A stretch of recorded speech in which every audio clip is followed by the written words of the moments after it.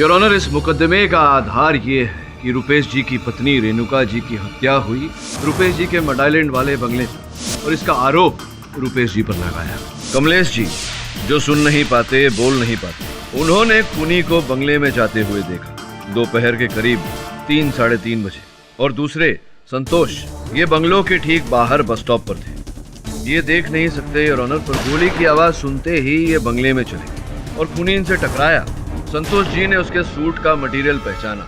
जी हाँ, यही कपड़ा था। तुमने अपने बयान में कहा था कि उन्होंने खास तरह की परफ्यूम लगाई हुई थी। क्या परफ्यूम थी? एंजल परफ्यूम का एक्वा फ्रेश वर्जन था वो। और ये भी बताया कि उसने बड़े फ्रेम के चश्मे पहने थे। फिर इन्हें वहां रेणुका की लाश मिली। शोर मचाकर इन्होंने लोगों को आगाह किया। पुलिस को लाश के पास से एक बंदूक बरामद हुई जो रुपेश जी के नाम रजिस्टर्ड है। पिछली सुनवाई में ये बात भी सामने आई है कि घटनास्थल पर हत्यारे ने जो चश्मा पहना था, जिसका वर्णन 2 गवाहों ने किया, वो चश्मा योर ऑनर मेरे मुवक्किल रुपेश जी के चश्मे से विपरीत बिल्कुल अलग है। योर ऑनर, प्रश्न ये उठता है कि अगर यह हत्या रुपेश जी ने नहीं की तो हत्यारा कौन है? हत्यारा वही है योर ऑनर जिसको रेणुका जी की मृत्यु से और रुपेश जी के दंड पाने से सबसे अधिक लाभ था। इस बात पर रोशनी डालने के लिए मैं संतोष जी को एक बार फिर से कटघरे में बुलाने की अनुमति चाहता हूं। अनुमति है। संतोष जी, उस दिन आप बंगले के बाहर बस स्टॉप पर खड़े थे। आपने अपने कथन में कहा कि आपने वहां खड़े खड़े गोली चलने की आवाज सुनी।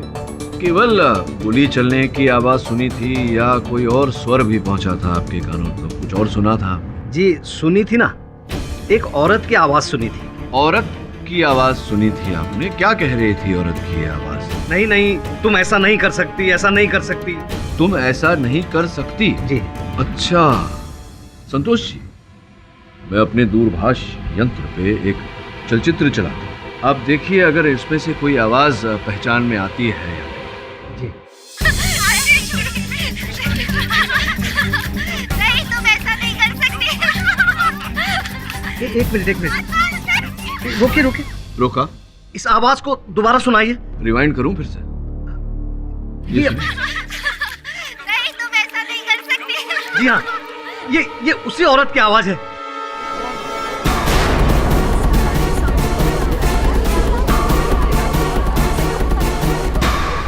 योर ऑनर, जिस स्वर को संतोष जी ने पहचाना है वो रेणुका जी का स्वर है। मगर रेणुका जी उस दिन हादसे के समय ये कह रही थी कि नहीं, तुम ऐसा नहीं कर सकती।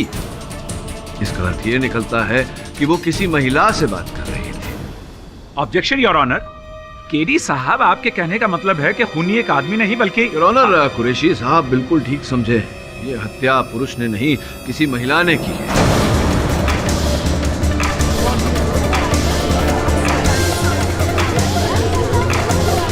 तभी तो लेडीज परफ्यूम की सुगंध आ रही है। Objection once again your honour. Santosh ने कल अपने बयान में ये बात की है कि वो जिससे टकराए थे योर ऑनर, वो एक बड़ी कद काठी वाली रिष्ट पुष्ट आदमी थे। तो फिर ये अचानक औरत कहां से तशरीफ ली? संतोष जी बेचारे देख नहीं पाते। बिला शक हो सकता है इन्हें जाति पहचानने में अभी धक्का ही लगा था। जाति पहचानने में भूल हो गई होगी इनसे। अरे जनाब केडी साहब, अब ये मत फरमाइएगा कि टकराने के बाद वो इतना भी नहीं पहचान सके कि वो आदमी था या औरत थी। आजकल तो कुरैशी साहब औरत और आदमी को छोड़िए ना ये बातें। चलिए एक काम करिए, आप आंखें बंद करके यूं खड़े रहिए सामने। छोड़िए, अभी क्या शगुफा है ये? विश्वास रखिए मुझ पर। आप आंखें बंद करिए। चलिए।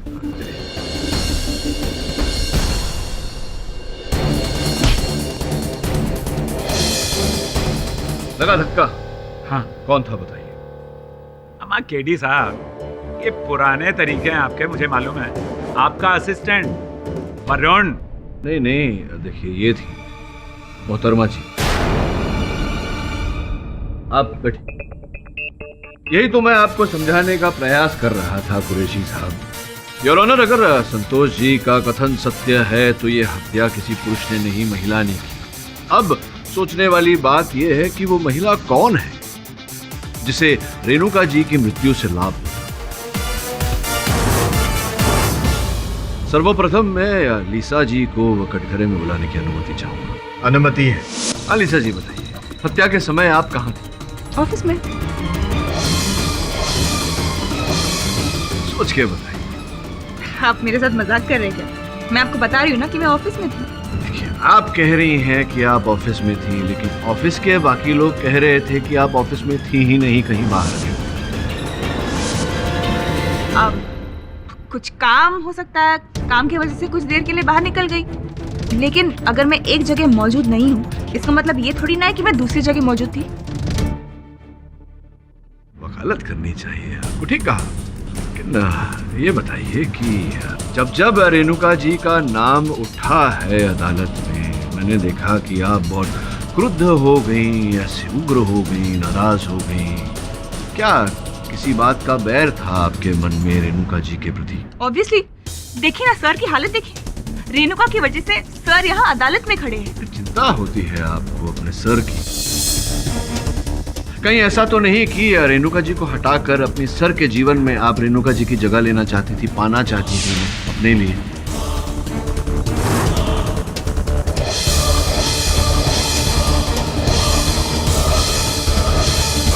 ये क्या कह रहे हो केडी? लीजा और मेरे बीच ऐसा कोई रिश्ता नहीं था, कुछ भी नहीं था, कोई फीलिंग नहीं थी।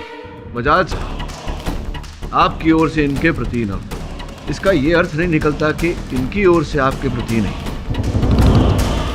योर ऑनर, इनके कार्यालय में जांच पड़ताल करने के बाद ये पता चला है कि 2 वर्षों से लीसा जी बजाज साहब के साथ कार्य कर रही हैं और इस समय में क्षण भर के लिए भी ये इनसे अलग नहीं हुई। मेरे काबिल सहायक वरुण ने रुपेश जी के ऑफिस में पूछताछ की और पता लगाया कि लीजा हर समय रुपेश जी के आसपास ही रहती। ऑब्जेक्शन योर ऑनर, ये तो हद हो गई, सरासर इल्जाम है। ऑफिस में रहते हुए कोई सेक्रेटरी अपने बॉस के आसपास नहीं होगी तो कहां होगी? नहीं योर ऑनर, केवल आरोप नहीं लगा, इस बात को सिद्ध भी कर सकता हूं मैं। अब हमारे घरों में ही सेवक सेविकाएं हर 10-12 महीने में वेतन वृद्धि की मांग करती हैं। ऐसे में लीसा जी 2 वर्षों से रुपेश जी के यहाँ काम कर रही हैं, उसी वेतन पर। मांग भी नहीं की कोई। हो सकता है कि उनके पास कोई दूसरी चॉइस या आपके हिसाब से विकल्प ना रहा हो। अचंभे की बात है, कुरैशी साहब के विकल्प था। कुछ ही समय पहले रुपेश जी के एक मित्र ने इन्हें दुगने वेतन पर अपनी कंपनी में रखने का प्रस्ताव दिया, किंतु ठुकरा दिया आपने, ठुकरा दिया था। सच है कि नहीं? बिल्कुल सही है। क्यों? वो क्या है ना, मुझे लगा था सर मेरे काम से प्रसन्न होकर मुझे प्रमोट करेंगे और किसी दूसरी कंपनी में पैसों का लालच करने से अच्छा है उसी कंपनी में प्रमोशन पाए। बड़े उच्च विचार हैं आपके लीसा जी, सुनकर प्रसन्नता हुई। चलिए ये बताइए कि वो जो छोटा सा स्थान था आपका, वो मेज जो रुपेश जी के कैबिन में ही रखा था, जिस पर से आप अपना कार्य करती थी, वो छोड़ना राजी नहीं था, जबकि आपको अपना स्थान दिया गया था, आपको अपना कैबिन दिया गया था, किंतु फिर भी आप रुपेश जी के कैबिन में रहना चाहती थी। ऐसा क्यों? क्या कारण है इसके पीछे? क्योंकि मैं सर के पास रहना चाहती थी। मैं सर से प्यार करती हूँ।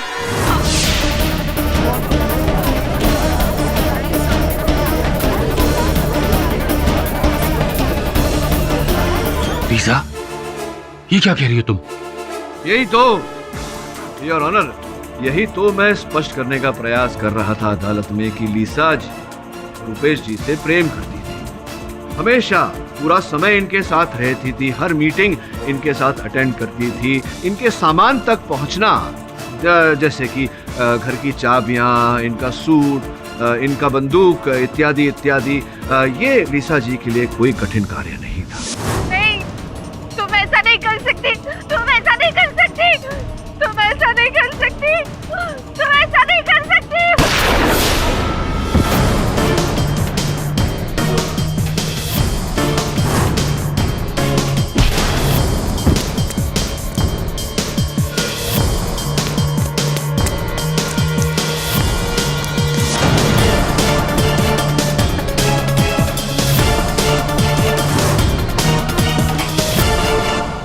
केडी साहब, कहानी बहुत तेजी से आगे बढ़ रही है और इसके कुछ पन्ने छूट भी रहे हैं। याद कीजिए, संतोष जब खूनी से टकराया था तो उसके हाथ एक चश्मा लगा था।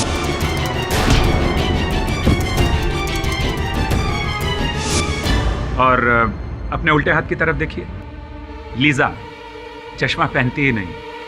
क्या बात कर रहे हैं जी, पहनती है चश्मा, आप ध्यान से देखिए। मैं ध्यान से क्या देखूं, आप मजाक कर रहे हैं। अरे मजाक नहीं कर रहा है, देखिए लीजा जी पहनी हुई है लेंजेस।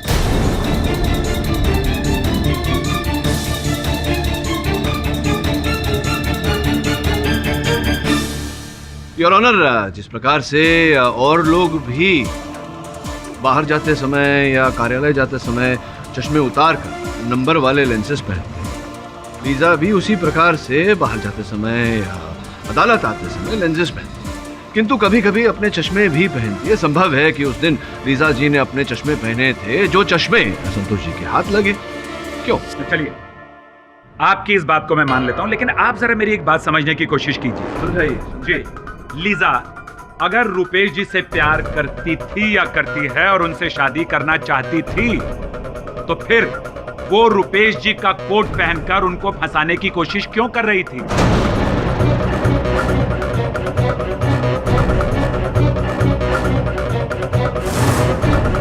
योर ऑनर, हर कत्ल का एक मकसद हुआ करता है। लीजा अगर दीवानावार रुपेश से मोहब्बत करके उससे शादी करना चाहती थी,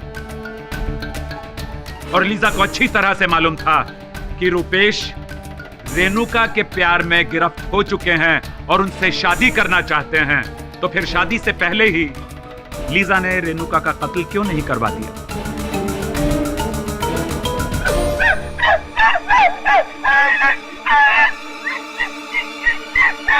जज साहब, कमलेश जी आपसे कुछ कहना चाहते हैं।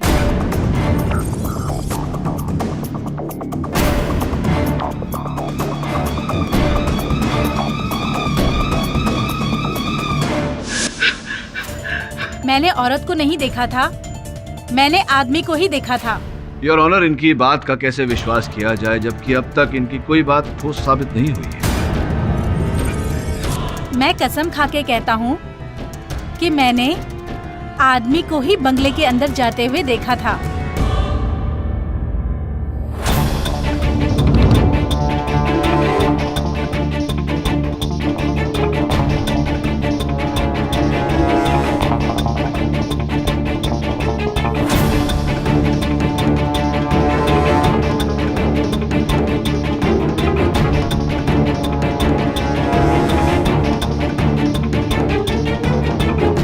Objection your honour. केडी साहब अदालत में इस तरह इशारेबाजी से बात नहीं कर सकते। योर ऑनर, मैं केवल कमलेश जी से इतना पूछ रहा था कि जब ये बोल नहीं पाते, सुन नहीं पाते, तो इतना विश्वास से कैसे कह रहे हैं? उत्तर में इन्होंने कहा कि मैंने उस आदमी को किसी को हाथ हिला के इशारा करते हुए देखा था।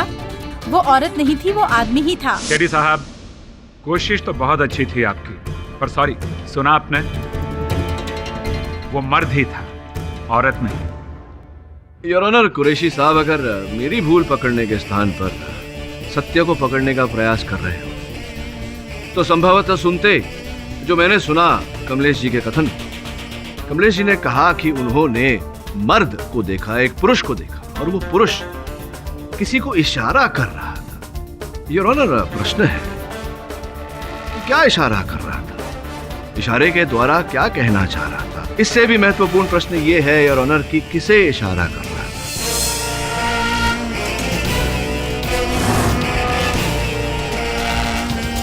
स्पष्ट बात है योर ऑनर कि हम जब किसी को इशारा करते हैं तो किसी दूसरे को ही इशारा करते हैं, स्वयं को नहीं। आपका मतलब है कि खूनी एक नहीं, दो हैं? बिल्कुल उचित बात कही आपने योर ऑनर। हत्यारे दो हैं, एक पुरुष, एक महिला। योर ऑनर, कमाल की बात है, इतनी भरी दोपहर में किसी को एक औरत दिखाई नहीं दी। वो इसलिए कुरैशी साहब क्योंकि पुरुष और महिला दोनों अलग अलग समय पर वहां पहुंचे थे। पहले महिला अंदर जा चुकी थी और जब पुरुष अंदर जा रहे थे उस समय कमलेश जी ने उन्हें देखा। उसी प्रकार से संतोष जी से एक पुरुष टकराया था, किंतु घटनास्थल पर लेडीज परफ्यूम की सुगंध थी। वैसे पाठक, आखिर ऐसा कौन कर सकता है? अभी तो यह कहना कठिन है योर ऑनर, पर मैं पूरे विश्वास से कह सकता हूं कि बहुत ही चतुरता से खेला गया खेल है। दो गवाहों को जिस प्रकार से गुमराह किया गया है, यह एक सोचा समझा षड्यंत्र है योर ऑनर। और इस बात की तह तक पहुंचने के लिए मैं रुपेश जी के भतीजे अभय और उनकी पत्नी नम्रता से कुछ प्रश्न करना चाहता हूं। केडी, ये तुम क्या कह रहे हो? रुपेश जी, ये दोनों इसमें शामिल नहीं हो सकते। इन पर मुझे पूरा भरोसा है। रुपेश जी, मुझे अपना कार्य करने दीजिए। धन्यवाद। अभय जी, रुपेश जी के व्यवसाय में आप उनका हाथ बटाते हैं। बताइए क्या क्या उत्तरदायित्व किया है रुपेश जी ने? मैं बस उतना ही करता हूँ जितना अंकल कहते हैं, बस कोई खास जिम्मेदारी नहीं। अच्छा, क्या मेरा ऐसा कहना मेरी भूल होगी कि अपनी संतान न होने के कारण ये आपको अपना बेटा मानते हैं? नहीं, ये सच है।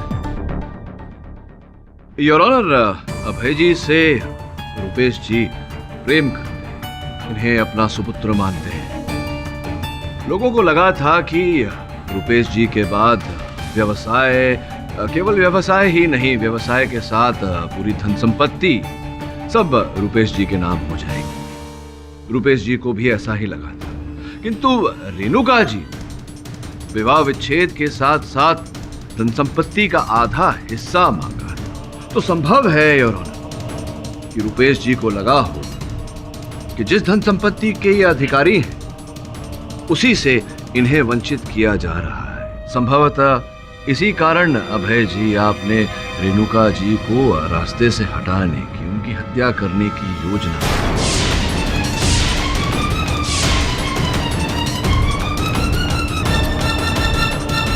योर ऑनर, मैं रुपेश जी को वर्षों से जानता हूँ। एक समय जब हम दोनों की भेंट हुई थी, तब रुपेश जी ने मुझसे कहा था कि पता नहीं आजकल मेरा भतीजा अभय किन लोगों के साथ उठ बैठ रहा है। बहुत परेशान हो गया हूँ मैं। रुपेश, मुझे तो लड़का समझदार ही लगता है। तो तू ही कह रहा था कि वो अपनी पत्नी नम्रता के साथ मिलकर तेरा व्यवसाय अच्छी तरह से संभाल रहे हैं। हाँ, वो तो है, पर कभी कभी अपना नया अलग बिजनेस शुरू करने की बातें करते हैं। कभी किसी रेस्टोरेंट में इन्वेस्ट करने की, तो कभी किसी फिल्मों में। पता नहीं कौन ये सब बातें उनके दिमाग में डालता रहता है। हाँ रुपेश, मैं समझ रहा हूँ तेरी बात। मुझे नहीं लगता तुझे इस बात को ज्यादा गंभीरता से लेना चाहिए। इस उम्र में मन विचलित होता है, लोग दोस्तों की बातों में भी आ जाते हैं। कुछ समय प्रतीक्षा करके देख ले। अभय जी, क्या मेरा ऐसा कहना मेरी भूल होगी कि रुपेश जी तो आपको अपना सुपुत्र मानते थे, किंतु आपकी नजर केवल इनके जायदाद पर थी। आपने सोचा कि रेणुका जी को मारकर, उनकी हत्या करके उस आरोप में रुपेश जी को फंसा दिया जाए तो पूरी जायदाद आपकी हो जाएगी, और ऐसा आपने किया। चाचा जी, क्या आपको वाकई ऐसा लगता है? नहीं, क्यों ना लगे, क्यों ना लगे ऐसा। अब बताइए, जब उस होटल में आप मिलने गए थे अपने चाचा जी से, अचानक 1-1.5 घंटे के लिए अपनी पत्नी समेत आप कहाँ गए?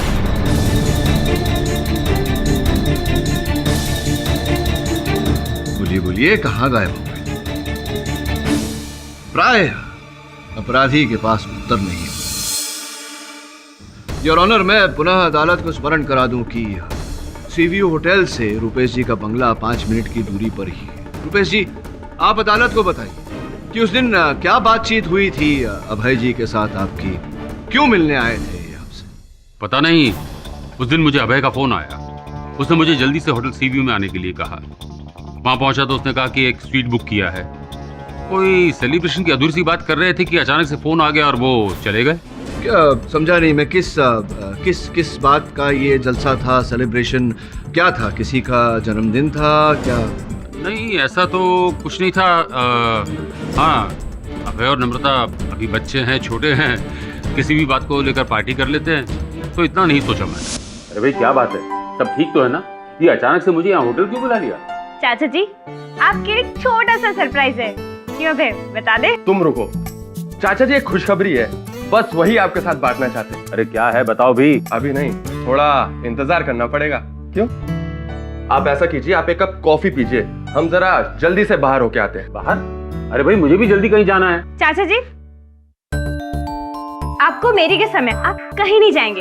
हम लोग यूं गए और यूं आए, बस आप हमारे लौटने तक का इंतजार कीजिए प्लीज। अरे भाई नमो, मुझे रेणुका से मिलने एक्चुअली मट के बंगले तक जाना है। चाचा जी, मैं कुछ नहीं जानती, हम उन्हें यही बुला लेंगे, बस आप हमारे लौटने तक यही इंतजार कीजिए। हम लोग यूं गए और यूं आए। चलो अबे। चलो, ओके चाचा जी, बाय। ओके चाचा जी। विचित्र बात है कि आपने और आपकी पत्नी नम्रता ने रुपेश जी को अपने बंगले पर जाने से रोका, अपनी पत्नी रेणुका जी से भेंट करने से रोका, और फिर आप अपनी पत्नी समेत गायब हो गए। ऐसे में इनके बंगले की चाबियां और इनका सूट प्राप्त करना आपके लिए कोई कठिन बात तो रही नहीं है। नहीं केडी सर, ये सब गलत है। हमने चाची को नहीं मारा, बल्कि हम तो। नम्रता बैठ जाओ। अबे मुझे बोलने दो, ये सब गलत है। तुम अदालत को बता क्यों नहीं देते? तुम्हें तो मैंने पहले ही बोला था कि पहले दिन अदालत को सब सच बता दो। मैंने कहा चुप हो जाओ। तुम बोलते क्यों नहीं? मैं चुप नहीं रहूंगी, मैं जज साहब को सब सच बता के रहूंगी। जज साहब, हम लोगों ने एक छोटी सी सरप्राइज पार्टी प्लान की थी चाची के घर वापस लौटने की खुशी में। चाची रुपेश चाचा से कोई जायदाद लेने के लिए नहीं मिलना चाहती थी, बल्कि वो तो सारे लड़ाई झगड़े खत्म करके घर वापस आने चाहती थी।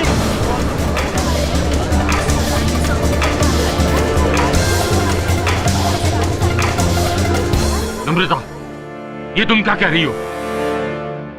अबे, क्या ये सच है? रेणु वापस आना चाहती थी? जी चाचा जी। तुमने मुझे बताया क्यों नहीं? इसीलिए तो हमने स्वीट बुक कराया था। रेणु चाची ने नम्रता को फोन करके बताया था कि वो वापस लौटना चाहती है। जज साहब, मैं आपको सारी कहानी बताती हूँ। देखिए, आपको जो कुछ भी कहना है कटघरे में आके कहिए। जज साहब, पिछले 1 साल में मैं और रेणुका चाची बहुत अच्छे दोस्त हो गए थे। वो मुझसे अपनी हर बात शेयर करती थी, कुछ नहीं छुपाती थी मुझसे। और फिर आप दोनों के डिवोर्स की बात चली और वो बात अदालत तक पहुंच गई। चाची जी ये सब बिल्कुल नहीं चाहती थी, वो आपसे डिवोर्स नहीं लेना चाहती थी। उन्होंने मुझे खुद फोन करके बोला कि वो सबसे खुश नहीं है। मुझसे बहुत बड़ी गलती हो गई नम्रता, ना चाहते हुए भी मुझे ये सब करना पड़ा। मैंने रुपेश के साथ ठीक नहीं किया। मैं ये डिवोर्स केस वापस लेना चाहती हूँ। मतलब तुम्हें डिवोर्स केस वापस लेना चाहती हो? चाचा जी के पास वापस आना चाहती हो? Oh my God Renuka, it's such a good news.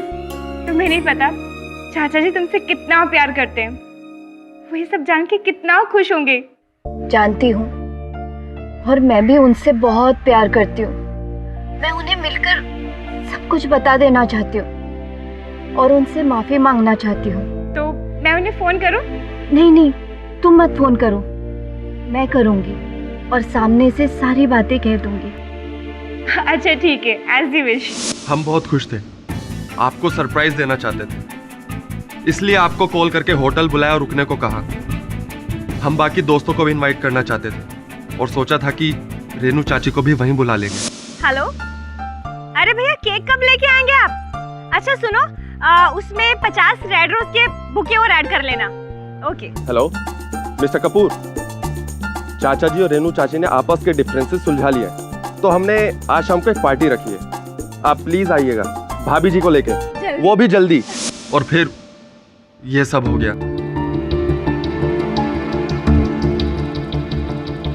आप पहले से इतना दुखी थे और हम ये सब बता के आपको और दुखी नहीं करना चाहते थे, इसीलिए हम चुप रहे। तो भतीजा बेटा ही निकला गेटी साहब, ना पैसों की लालच, ना जायदाद का मोह। अब क्या कहेंगे हुजूर? बताइए मिस्टर पाठक, आप कुछ और पूछना चाहते हैं? इस समय कुछ नहीं पूछना चाहता हूँ योर ऑनर, किंतु हाँ, जितने साक्ष्य हैं उनकी एक बार फिर जांच करने का समय चाहता हूँ। ठीक है किड, अदालत की कार्रवाई दोपहर 2:30 बजे के बाद वापस शुरू की जाएगी।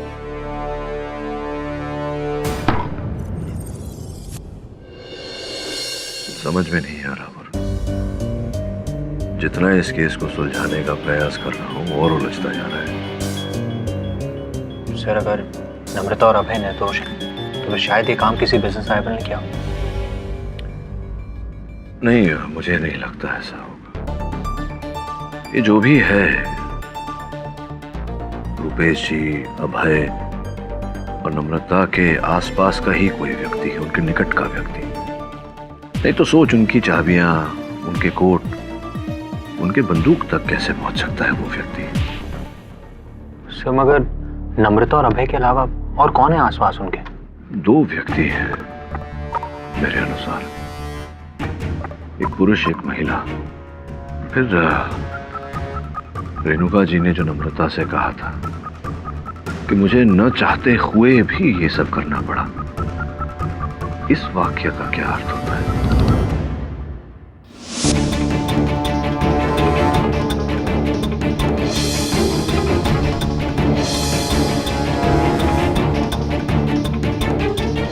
योर ऑनर, इस मुकदमे में मिस्टर रुपेश बजाज मुख्य आरोपी केवल इस कारण बने क्योंकि इनके पास रेणुका जी की हत्या करने का उद्देश्य था, जो ये था कि ये अपनी पत्नी रेणुका जी के साथ अपना विवाह विच्छेद करना चाहते थे। किंतु अदालत में इनके भतीजे आनंद और उनकी पत्नी नम्रता जी ने जो कथन दिया, उसके अनुसार प्रमाणित होता है कि रेणुका जी इनके पास लौटना चाहती थी, इनके साथ अपने संबंध सुधारना चाहती थी। तो इससे क्या साबित करना चाहते हैं केडी साहब आप? कुरैशी साहब, अगर रुपेश जी बंगले पर गए होते तो वहां संबंध सुधारने की बात होती, धन संपत्ति का बंटवारा करने की बात न होती, तो झगड़ा नहीं होता। इससे यह प्रमाणित होता है कि इनके पास रेणुका जी की हत्या करने का कोई उद्देश्य था ही नहीं। योर ऑनर, इन बातों से कुछ ऐसा प्रमाणित होता है कि बजाज साहब ने अपनी पत्नी की हत्या नहीं की। अगर ये अपनी पत्नी के हत्यारे नहीं हैं, तो असल हत्यारा कौन है?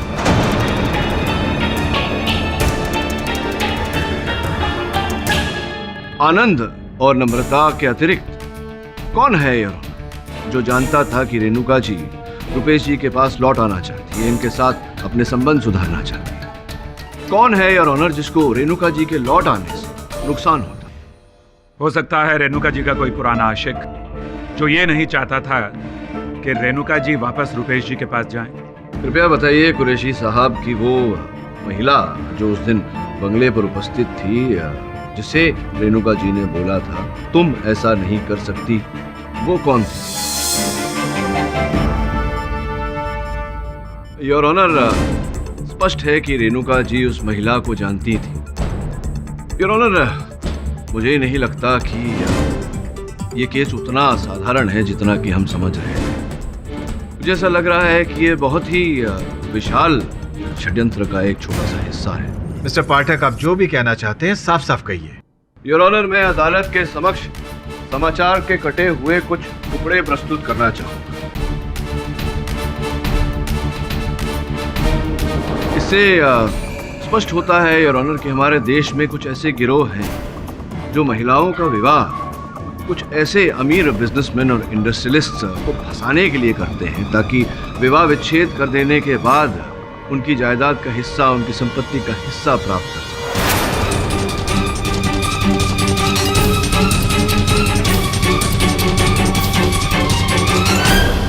आपके कहने का मतलब है केडी साहब कि रेणुका ने रुपेश जी को पैसों के लिए फंसाया था? अब ये बात तो रुपेश जी स्वयं ही बता चुके हैं अदालत में कुरैशी साहब।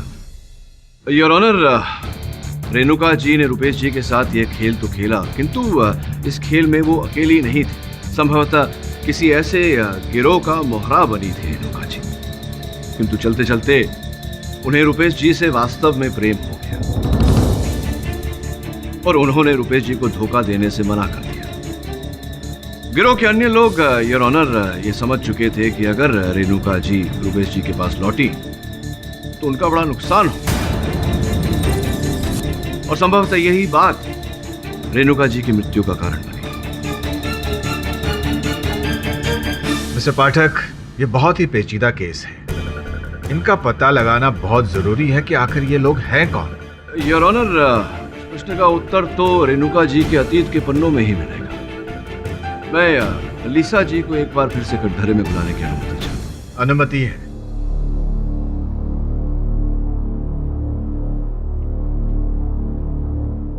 नहीं, बस वहीं तक ठीक है, ऊपर जाने की जरूरत है। योर ऑनर, लीसा जी तो यहाँ आ चुकी है। इस केस से जुड़े तो अन्य लोगों को भी मैं बुलाना चाहूंगा यहाँ, अभय जी और नम्रता जी। केडी साहब, अब ये क्या नया नाटक है? देखते जाइए आगे आगे सत्य का खेला। मिस्टर अभय और मिस नम्रता, आप दोनों सामने आ जाइए।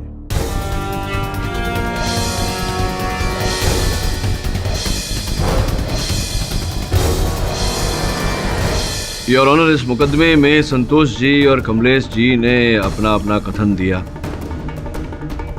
किंतु एक तीसरा चश्मदीद गवाह भी है हमारे पास जिस पर हमने ध्यान नहीं दिया।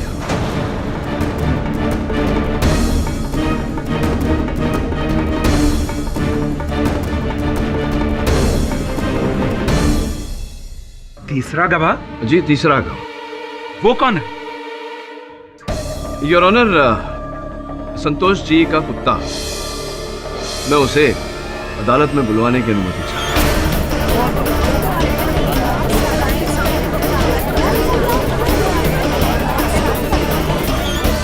मिस्टर पाठक, कुत्ता गवाही देगा? योर ऑनर, ये कोई आम घरेलू कुत्ता नहीं है। एक ऐसा कुत्ता है जिसे एक अंधे आदमी की हर रीत से ध्यान रखने का अभ्यास दिया गया है। योर ऑनर, वो देख भी सकता है, सूंघ भी सकता है और अपनी रीत से बोल भी सकता है। कृपया मुझे उसे अदालत में बुलवाने की अनुमति दें। ठीक है, ले आइए।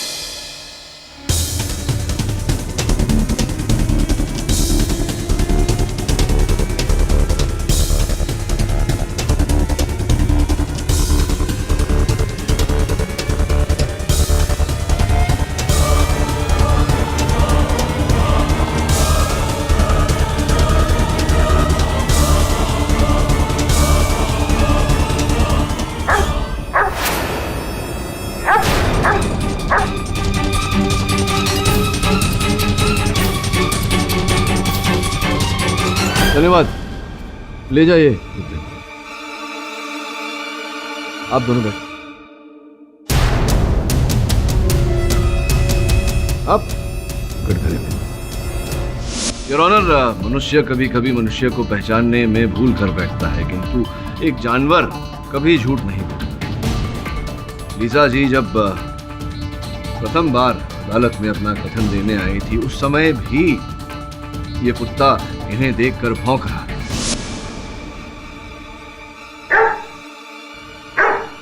हमने उसे शोर समझकर टाल दिया। हम उसके भौंकने को समझ नहीं पाए और वो संकेत दे रहा था। लीसा जी क्यों लीसा जी?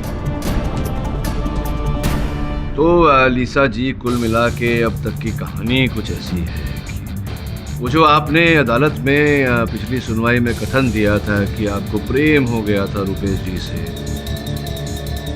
वो कहानी झूठी थी। ऐसा कुछ था ही नहीं। आपने जानबूझ योजना करके रुपेश जी के पास वो नौकरी ली, इनके सेक्रेटरी की, और फिर इनका विश्वास जीतने के बाद में आपने रेणुका जी को इनसे मिलाया।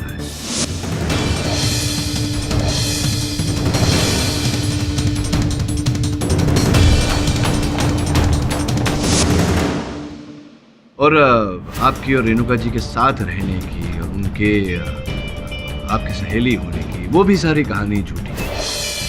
वास्तविकता तो ये है कि रेणुका जी इस खेल में केवल एक मोहरा थी, छोटी सी, जिसका उपयोग आपने किया इनका धन पाने के। और जब आपको पता चला कि ये खेल खेलते खेलते रेणुका जी वास्तव में प्रेम करने लगी है रुपेश जी से, और वो इन्हें सारी बात बताने वाली है, इन्हें धोखा देने से उन्होंने इनकार कर, तब भय के कारण और नुकसान झेलने के कारण आपने रेणुका जी की हत्या कर।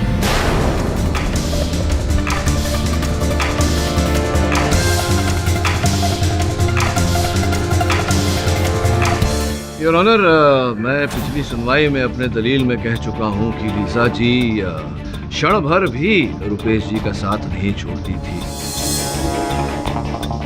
उनके कैबिन में ही इनकी मेज थी।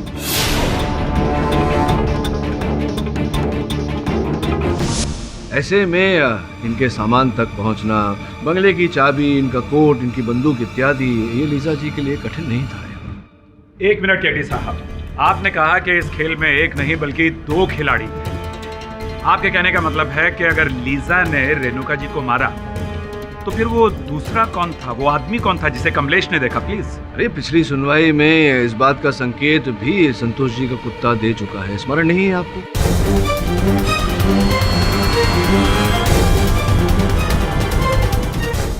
योर ऑनर, मैं रुपेश जी के ऑफिस बॉय मयूर को कटघरे में बुलाने की अनुमति चाहता हूँ।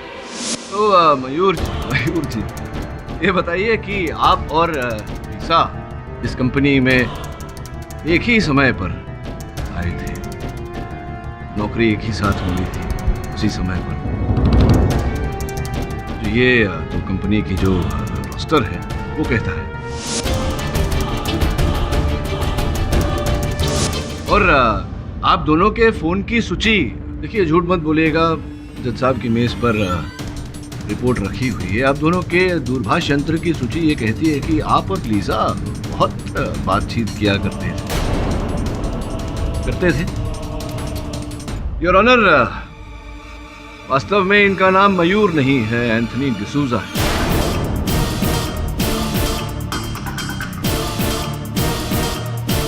और ये एक MBA है। तभी तो मैं सोचूं कि एक MBA जिसे व्यवसाय का इतना ज्ञान है, वो एक कंपनी में पियून की नौकरी क्यों करेगा?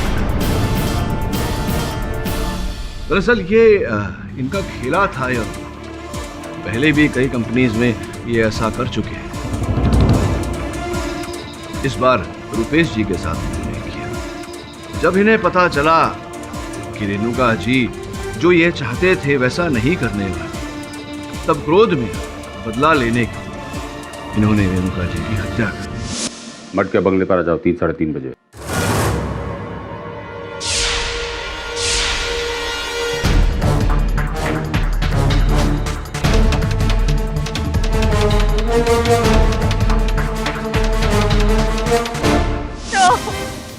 तुम ऐसा नहीं कर सकती। नहीं, तुम ऐसा नहीं कर सकती। तुम ऐसा नहीं कर सकती।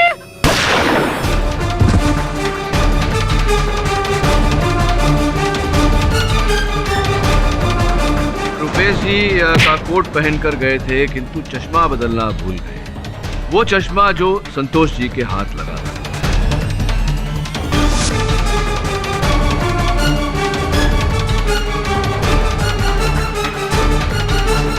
लीसा जी, सोच समझकर योजना बनाकर आप दोनों ने ये हत्या की है। मुझे नहीं लगता कि आपके आंखों में ये आंसू देखकर न्यायाधीश महोदय प्रभावित होंगे और आपका दंड कम करेंगे।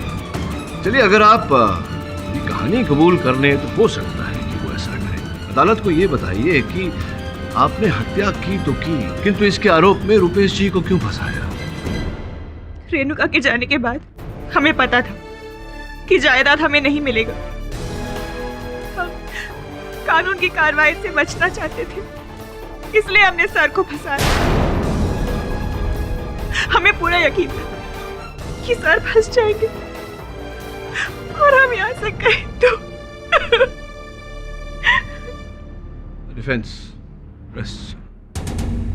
तमाम गवाहों और सबूतों को मद्देनजर रखते हुए यह अदालत एक हत्या और धोखेबाजी का इतना बड़ा खेल रचने के लिए लीजा को उम्र कैद की सजा सुनाती है और एंथनी डिसूजा उर्फ मयूर को 10 साल कैद की सजा सुनाती है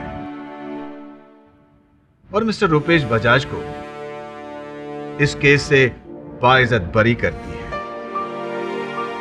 The case is closed. Qureshi साहब, एक और हीरा आपके मुकुट में। विवाह हो गया आपका? कोशिश कर रहा हूँ। कहने का अर्थ यह है कि विवाह करने से पहले निश्चित कर लीजिएगा कि होने वाली पत्नी आपसे प्रेम करती है या आपके दौलत से। क्यों भाई, है ना? For more updates, subscribe to our channel, click the show links and enjoy watching the videos.